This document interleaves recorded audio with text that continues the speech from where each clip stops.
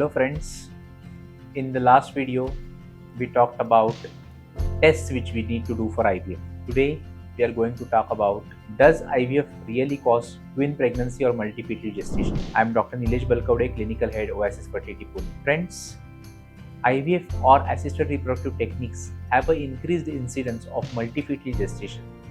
So the chances of twin pregnancy, triplet pregnancy and quadruplet pregnancy or even multifetal gestation more than that has been increased with the use of artificial reproductive techniques.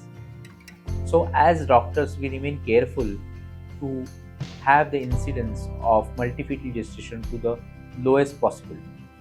Now we are going to see how we can keep this incidence of multifetal gestation to the lowest possible. Friends, we are talking about IVF, but even before IVF, if a couple is doing IUI or intrauterine insemination, in that period, if we are aiming for a monofollicular development, then the chances of multifetal gestation will definitely decrease. Therefore, it's very important to aim for a monofollicular or maximum a two follicular development when it comes to IUI treatments. When talking about IVF, it was traditionally seen that the success rates of IVF increased with the transfer of more than one embryo, and this was because of the increased probability.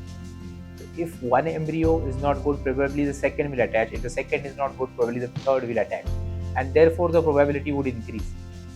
And that's why initially when IVF started, doctors used to put 2 embryos or 3 embryos or even 4 embryos inside the womb. With the advent of certain new techniques, we can decrease the number of embryos to be transferred. Let's see how we can do that. Friends, after fertilization of the egg in the extrauterine environment, that is in vitro fertilization or IVF, the embryo begins to form its journey. On the first day, it will be a 2-cell embryo. On the second day, it will be a 4-cell embryo. On the third day, it will be a 8-cell embryo. On the fourth day, it will be a compaction stage embryo, and on the fifth day, it will be a blastocyst embryo. Many of the IVF centers do their transfers on day 3, where we have 8-cell embryo. At this stage, probably we don't know which embryo amongst the lot are good, and therefore people usually tend to transfer more number of day 3 embryos. This can lead to increased incidence of multifetal gestation. However, if we have around 7 to 8 day 3 embryos and we take all them to day 5, not all will be good blastocysts or good embryos on day 5, and therefore we'll be able to get selective embryos on day 5 which will be good. These are called as blastocyst embryos, and we can analyze them as good blastocysts, moderate or poor blastocysts. Now, these good blastocysts are going to give us a very good pregnancy rate, and therefore we can transfer only few embryos to give a very good success rate. So if an embryo is grade A, we can even go for an elective single embryo transfer or maximum 2 embryo transfer. Implantation rate is the number of embryos which can get implanted or which can get attached to the uterus. So that implantation rate also depends upon the quality of blastocyst formed. So suppose you are confident about the blastocysts which are formed in your IVF lab, we can transfer less number of embryos. So blastocyst culture is one technique which has improved and revolutionized the treatment of IVF, and therefore number of embryos can be decreased. Another technique where we can go for less number of embryos is genetic testing of the embryo. This can be done by pre-implantation genetic testing or PGT. When it is done to assess the chromosome number, it is called as PGT-A, that is pre-implantation genetic testing for aneuploidy.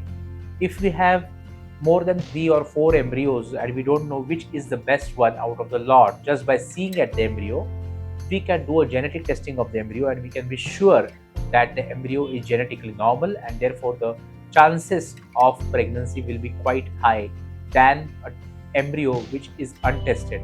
And here we can go for an elective single embryo transfer rather than a 2 embryo or a 3 embryo transfer, which will not hamper our success rates. So initially the number of embryos transferred were high to increase the probability, but that risk is nullified or that risk is brought down, and therefore even single embryo can give good success rates with PGTA. There is another technique which is called as non-invasive pre-implantation genetic testing, which we can do to do the same thing what we are doing by PGT. There are certain other techniques such as time-lapse imaging, artificial intelligence, which can also be used for embryo selection to decrease the embryo number to be transferred. Friends, in this world where we want safe pregnancy and the pregnancy to last for 9 months and to have one healthy child, that's our norm, we should refrain from transferring more number of embryos. So let's understand this and let's circulate this video to more and more patients. That's all for now. If you like this video, please do like it and share it.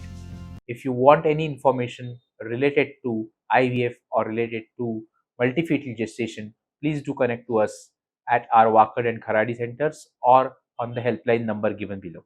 Thank you.